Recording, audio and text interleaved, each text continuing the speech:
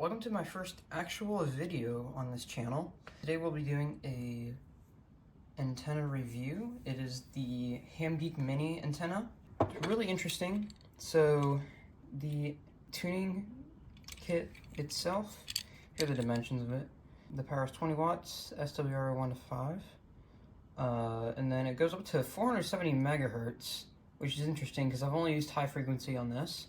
But it looks like we have a variable capacitor on the bottom here, and then an inductor on top here. So we'll test that out. We also have a nice little connector here that connects to the bottom of it so that it stands upright, or if you want to do like a holding your radio like the USDX orange and blue knob I have, you can do it upright. And then for the antenna itself, it comes in this PVC pipe, which is pretty cool. I guess you can protect your antenna if you want. The antenna itself is 4 feet long, so we'll test it when we get outside there. Before we do, the antenna does not come with a radial, but I made one myself. So I took a radial from my other antenna, soldered it onto a lug nut, and now it can go around here, and so we have a nice little radial. Awesome, so we're outside, so I'm gonna unscrew this little nut at the top here, just like so. Did it just break? Okay, cool, it didn't break.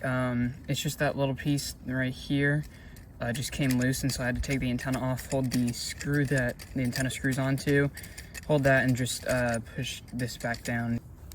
Awesome, now that we got that on there, we're just gonna plug into the back of the radio. So this is what it looks like with it on, and now we're gonna take that radial and throw it out over there. So it's just down there, just like that. Now we'll extend the whip.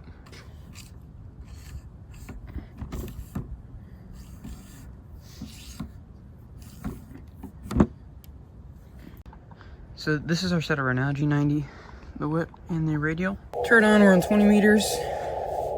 So let's look at the SWR, and it's actually 0 right now. Or sorry, not 0, 1 to 1, which is really good. So that's with the setting of what, 4 on the inductor, and then around 2.2 on the capacitor. When you move, you can look at the rating here. When you move the capacitor up to 5, you can see it switching on the scale. So we put it down to 1 to 1. We're going to put that to 2 to 2, because I figured out once you go to 40 meters, and we check this, see how that's up to 1 to 3.5. So we're gonna move it till it says 1 to. So it doesn't click to 1 to 1. That's as far as low as I can go with the capacitor. So I'm gonna leave it at 2.2 with the capacitor, but then I'm gonna switch the inductor up to 5, and that jumped it way down to 0.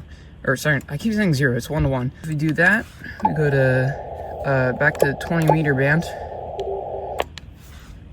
It's still up there on 3.5, so we just switch it down back to 4.5. And sorry, this is 4.5 right here, not 4. It's 4.5. And that's back to 1 to 1. So all I have to do is, when going from bands, to switch it here. So let's try 20 meters calling CQ. It looks good.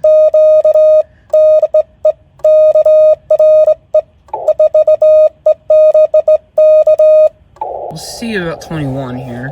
I have not tried 21 yet. So it's still 1 to 1, so you don't have to change anything from then to 28 megahertz. You still don't have to change anything, apparently. Oh, there was a little bit of a spike there. In my testings, without the radial, there really wasn't anything at all. I think the radial is just there for effectiveness. Overall, I think this antenna is definitely worth it if you're trying to find something that is portable, small, and cheap. It's actually really good for its price, and it works really well and efficiently. So you'll definitely be seeing me using this in future shorts and videos and streams. On a scale of 1 to 10, I think I'll have to give this an 8.5 out of 10.